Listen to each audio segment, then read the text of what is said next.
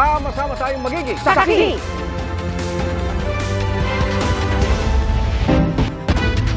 Dumipensa ang PCSO sa mga nagrereklamo dahil sa umano'y aberya sa bulahan ng 3-digit game noong Martes. Paimbestigahan naman sa Senado ang insidente.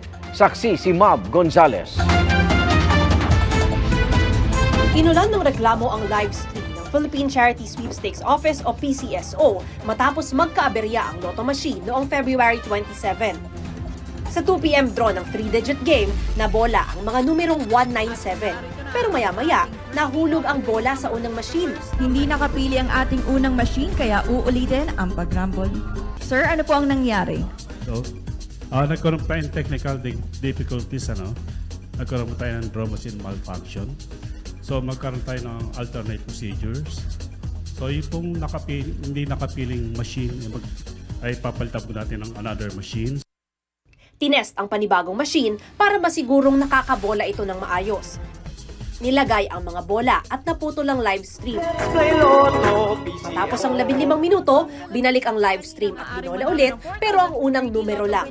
May ilang nagkomento na dapat binola ulit lahat ng numero para raw patas. Paliwanag ng PCSO, hindi ito maituturing na aberya at nangyayari rin daw ito maski sa ibang bansa. We cannot consider this as yung glitch kasi a normal process and procedure lang po namin ito. As I mentioned earlier, this already happened in the past. Machine malfunction is really beyond our control. Hindi na rin daw pwede palitan yung mga numerong nabola na. Once the draw machine already selected a numbered ball, that is already the official winning number. Hindi po natin pwedeng baguhin ulit. Lalo na live po ito, telecast, nakita na po yung ng tao. Rest assured that the PCSO is preserving the integrity of lottery draw operations. Kamakailan lang ay kwestiyon sa Senado ang PCSO dahil sa umaning madalas natatamaang jackpot sa iba't ibang lotto games. Paiimbestigahan daw ni Senate Games Committee Chairman Senador Raffy Tulfo ang insidente para malaman kung glitch ba talaga ito o kahina-hinalang aksyon ng PCSO. Hindi pa nga raw tapos ang investigasyon sa e-lotto system, may ganito na namang nangyari. Si Senador Amy Marcos na dati nang nanawagang itigil muna ang lotto draw sa gitna ng mga kwestiyon sa integridad, nagulat daw nang makita ang kinukwestyong draw. Uy, ano ba yan? Hanggat hindi na susolve lahat yan, tigilan muna. Yung sinasabi nila na kailangan na ibalik na muna from start at ulitin. Mahirap yung nawawala yung tiwala ng tao. Dapat pakita lahat, wala namang problema doon, i-live stream na lang lahat. Titingnan daw ng PCSO kung pwedeng tuloy-tuloy ang live stream sa lotto draws. Pagsisiguro rin ng PCSO, may lotto draw judges na nagbabantay sa buong proseso kabilang na ang Commission on Audit. Para sa GMA Integrated News, ako si Mab Gonzales, ang inyong saksi. Nadakip ang isang lalaki na wanted dahil sa illegal na droga at ang suspect leader din umano ng grupo na mandurukot sa Metro Manila. Saksi, si Emil Sumangil, exclusive.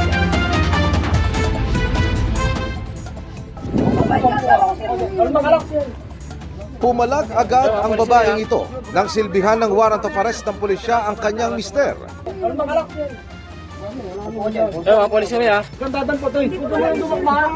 Kinukustyon ng ginang ang operasyon ng mga pulis. Papakita namin yung warrant mo, papakita namin. Ito yung warrant sa akin. Kumalma ka ha. Nakabidyo to, nakabidyo. Maniwala ka. At nang ipakita ng mga pulis ang kopya ng arrest warrant. Gusto mo magpersan tayo? Hindi, sir, wala ko yung persan. Salma ka lang ha. Basahin mo. Sumama rin kalaunan ng suspect para talaga sa kasong may kinalaman sa illegal na droga ang kanyang warrant. Pero nang mag-imbestiga pa ang mga pulis, lumabas ang iba pang kaso ng suspect. Itong tao pa rin na ito, leader ito ng grupo ng mandurukot. Matagal na nag-ooperate ito. At since 9 years old pa lang itong tao na ito, talagang trabaho na nila to. Mga pasahero sa MRT daw ang isa sa pinupuntirya ng grupo at ang kanilang estilo. During rush hour, may kasama siya mga 3 o 4 na tao. From Guadalupe, MRT station, sasakay sila. Maayos yung attire nila at kasama sila hanggang sa GMA, Quezon City. Decente ang bihis nila. Talagang maayos ang pananamit nila. Iipitin nila yung tao. Ipitin nila yung mga mamahaling mga gadgets. Yun ang mga kinukuha nila, wallet. Pati mga pasahero ng UV Express at jeepney tinatarget din daw ng grupo. Pagbabayad nila, kinocover nila yung isang kamay nila.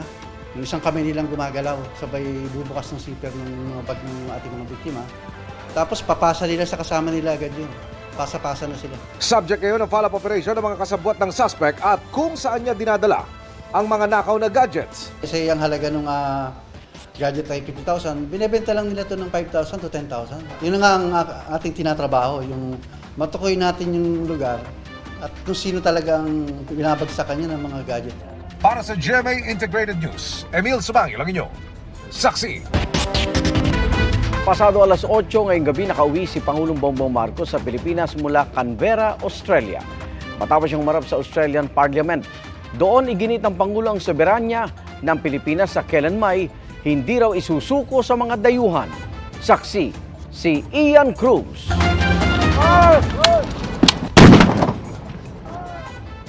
Agosto ng nakaraang taon, nang idaos ng Pilipinas at Australia ang amphibious training activity na Exercise Alon. Nagsama-sama ang halos 2,000 Australiano, Pilipino at Amerikanong tropa para paghusayin ang interoperability o pagtutulungan laban sa mga hamon sa seguridad. Nasundan niya ng Maritime Cooperative Activity ng Australia at Pilipinas sa Exclusive Economic Zone ng bansa. Bukod sa Amerika, Australia lang ang bansang may Visiting Forces Agreement sa Pilipinas. Kaya hindi raw may kakaila ang halaga ng strategic partnership ng Pilipinas sa Australia ayon kay Pangulong Marcos sa pagharap niya sa Australian Parliament kanina. We have long known that our prosperity and development are anchored on the peace and stability of the Indo-Pacific. Today, that peace, that stability, and our continued success have come under threat. Once again, we must come together as partners to face the common challenges confronting the region. Nagpasalamat ang Pangulo sa suporta ng Australia sa gitna ng mapangahas sa pagkilos ng China sa South China Sea. Sabay giit na walang atrasan pagdating sa soberenya ng Pilipinas. I will not allow any attempt by any foreign power to take even 1 square inch of our sovereign territory. The challenges that we face may be formidable, but equally formidable is our resolve. We will not yield. Ayon naman sa Chinese Foreign Ministry, ang maritime security cooperation sa pagitan ng mga bansa hindi dapat makasama sa interes ng ibang bansa o sa kapayapaan sa rehiyon. Stable nila ang sitwasyon sa South China Sea. Sa pagharap sa Australian Parliament, nabanggit din ng Pangulo ang nagbabagong klima at ang magagawa ng mayayamang bansa para tugunan ito. This glaring disproportion between our share of responsibility and our vulnerability reflects an injustice that must be corrected. Developed countries must do more, and they must do it now.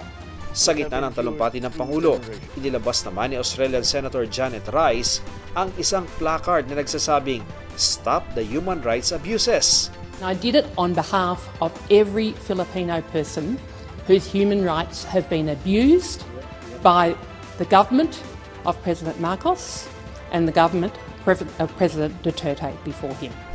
Sinusubukan pa ng GMA Integrated News sa makuha ang panig ni Marcos at dating Pangulong Rodrigo Duterte ukol dito. May mga miyembro rin ng Filipino community na nagprotesta sa labas ng Parliament.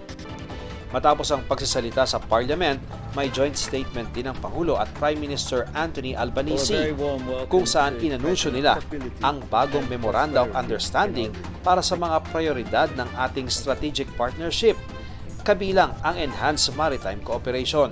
Nag-alay rin ng bulaklak ang Pangulo sa Australian War Memorial at nakipagpulong sa congressional leaders at iba pang opisyal. Umuwi na ng Pilipinas ngayong gabi ang Pangulo at inaasahang babalik din siya dito sa Australia pagkaraan lamang ng ilang araw para dumalo sa special summit ng ASEAN at Australia. Mula rito sa Australia para sa GMA Integrated News, Ian Cruz ang inyong saksi. Pati manok na para sa fast food, minomodus din. May delivery ng malalaking manok na bistadong hinaharang at pinapalitan ng maliliit. May naarestong 10 individual sa Santa Maria, Bulacan dahil sa modus na yan. Saksi si John Consulta. Kita ang pagbabalibag sa mga tray na may lamang buhay na manok sa videong ito na nakuha ng NBI. Walang iligal sa unang tingin, pero bahagi na pala ito ng tinatawag na palit manok modus. Sumbong ng mga growers ng manok sa NBI, napansin nila ang pagkaka-reject ng kanilang mga pinapalaki mga manok sa mga planta. Itong complainant natin, supplier to sa mga malalaking food chains. Nagtataka sila na yung dumadating na manok dun sa planta ay hindi na pumapasa sa standards, tapos iba yung timbang. Nagtataka sila, wala naman silang nakikitang kakaiba dun sa takbo ng truck dun sa GPS, pero bakit parang nag-iba yung mga manok na dumadating sa planta. Nasundan ng NBI ang truck na nagdi-deliver ng mga manok at 10 sangkot daw sa modus ang arestado. Nawasak pa ang isang sasakyan ng NBI sa NLEX matapos itong banggain ng sasakyan ng mga suspect sa kanilang bigong pagtakas. Ayon sa NBI, kasabwat ang mga driver at pahinante ng truck. Pinapalitan daw ang mga manok na may timbang na 1,600 grams ng mga payat at batang manok na may bigat lang na 350 grams.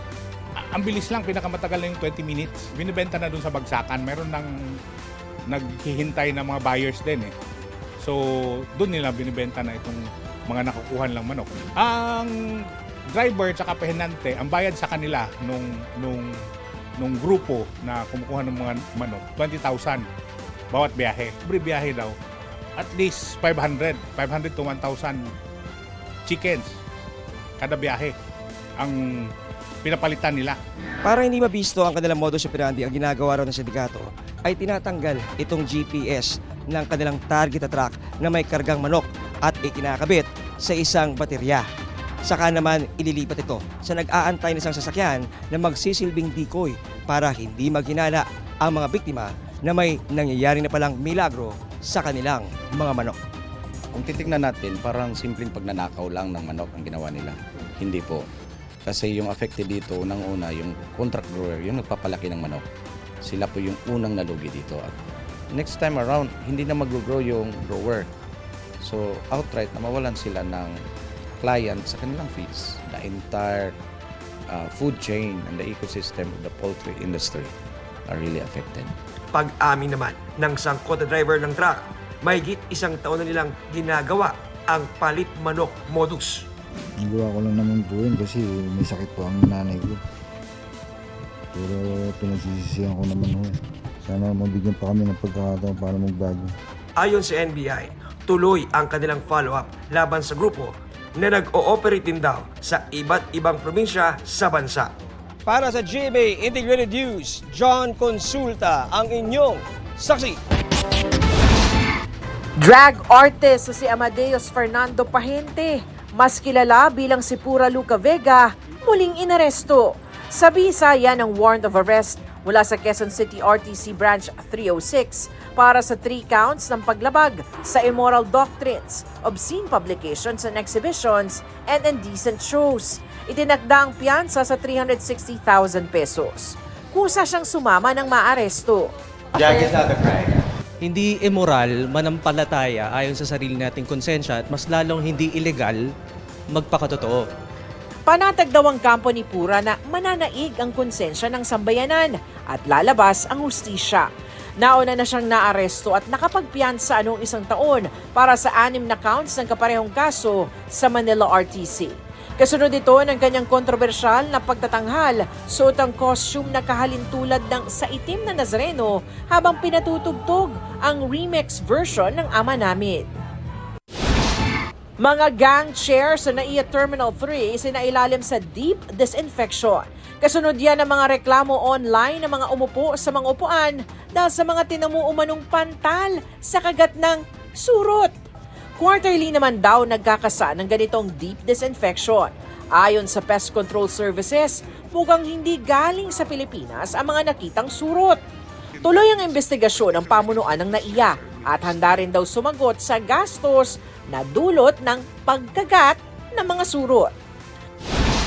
COMELEC nagsagawa ng hiwalay na bidding para sa teknolohiyang gagamitin sa transmisyon ng resulta sa eleksyon 2025. Nauna nang may nanalong bidder para sa automated counting machine. Unang beses ginawa ng COMELEC ang paghihiwalay ng bidding. Paliwanag nila, mas maigi ng magkaiba ang humahawak ng makina at ng transmisyon para mawala ang pagdududa sa resulta. Para sa GMA Integrated News, Salima Rafran, ang inyong saksi.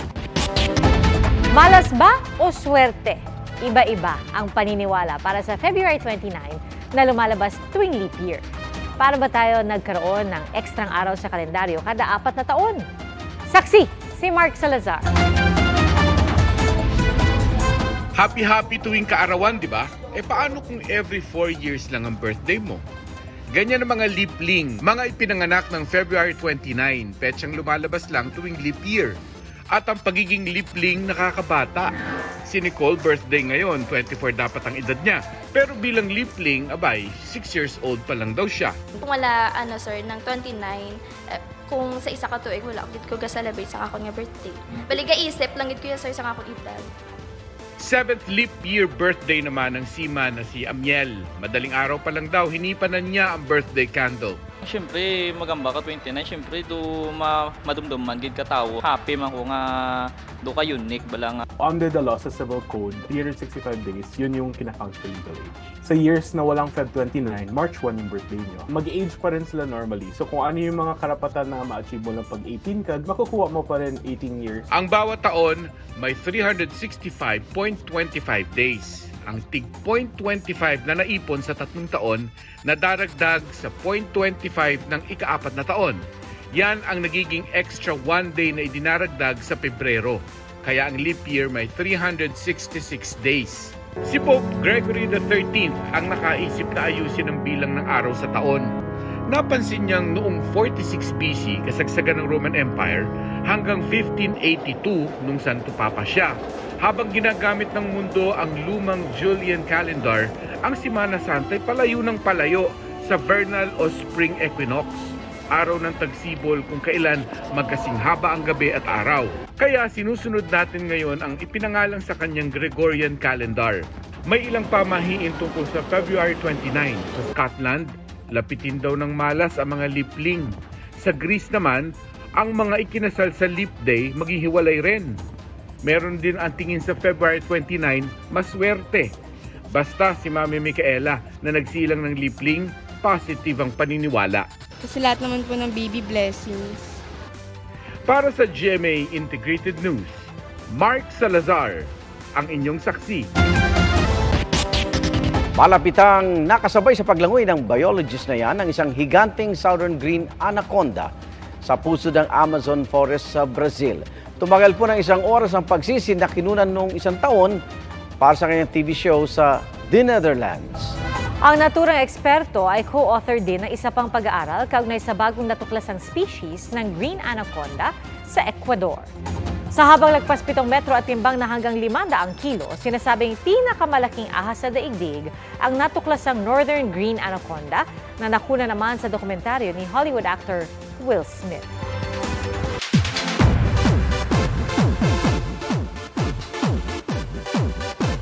Dalawang OPA ang pansamantalang hihinto sa mga engagement dahil sa kanilang upcoming military enlistment. At ang estado ng love life ni Tom Rodriguez.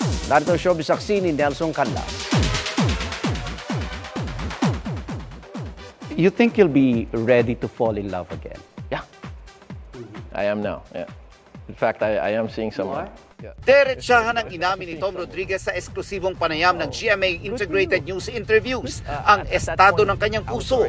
Kailan namin makikilala to? I don't know magdadamot ako ata. Like I said, I really wanna keep it to myself. But like I said, I'll live my life like how it is. So eventually siguro everyone like what they see is what they get. But for now it's my own. Napag-usapan din ang issue tungkol sa kanila ni Carla Abellana. Sakaling mag-cruise muli ang kanilang landas. For me, honestly, so I don't think it matters to me much. We have our own paths, our own lives now, and I wish her well in hers. Tingin ni Tom, 100% emotionally healed na rin siya kasunod ng kanyang mga pinagdaanan. Road to healing na rin ang Black Rider star na si Katrina Halili matapos pumanaw ng kanyang partner na si dating Vice Mayor Jeremy Giab dahil sa heart attack. Mahirap. Busy na lang sa work, ganun. Mahirap ganun talaga. Araw-araw niya ring namimiss si Jeremy, kaya lubos na lang ang kanyang pasasalamat sa suporta ng kanyang family and friends. Ang anak rin niyang si Katie ang pinaguhugutan niya ng lakas. Kailangan magpaka-strong din ako. Pwede ba, Katie, pag sinabi ni Mama na namimiss ko si Tito Jeremy, sabi ko, pwede mo ba i-hug ako? Tapos hindi ba, nandito lang ako. Ay, nandito lang ako, Mama. Tapos ginawa niya. Tapos sinugtungan pa niya. Sabi niya, nandito lang ako, Mama, forever. I love you. Gumanon kasi ko, ay, sila naman ako, naiyak na touch naman ako. Touchdown Manila na ang Girls' Generation member na si Yuna. Nasa bansa ang singer-actress para sa kanyang fan meet bukas sa Pasay City. Sa K-drama fans, get ready to say goodbye muna sa dalawang oppa para sa kanilang nakatakdang military enlistment. Ayon sa kanyang label, mag-e-enlist na si Song Kang sa April 2. Kinumpirma na rin ng Pledis ang enlistment ni Hwang Min Yoon this March 21. Umaasa ang parehong label sa suporta at paghihintay ng fans. Para sa GMA Integrated News, Nelson Canlas ang inyong saksi. Malaking problema sa Brazil ang mga lamok. At sa isang bayan doon, ang ipinagkakalat na solusyon, mga lamok din. Pero, di ordinaryong lamok ang mga pinakawalan, kundi mga lalaking lamok na genetically modified ng isang biotech company sa Britanya. Taglay nila ang isang gene na pupuksa sa mga babaeng Aedes aegypti mosquito bago pa mag-mature ang mga ito. Makatutulong daw itong maampat ang dumaraming kaso ng dengue na kumitil sa halos 200 tao sa Brazil.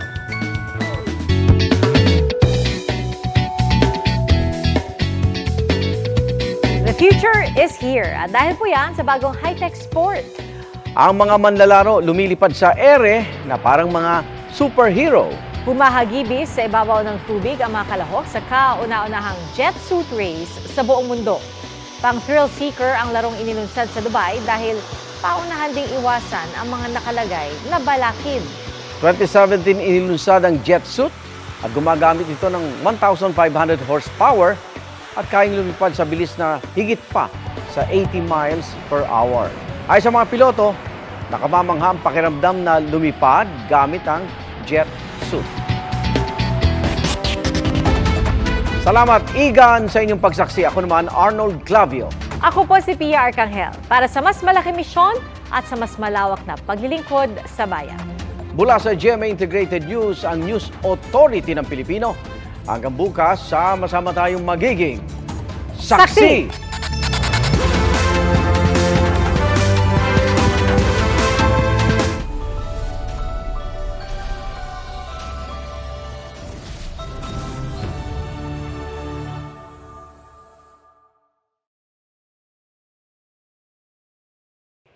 Mga kapuso, sama-sama tayong maging saksi.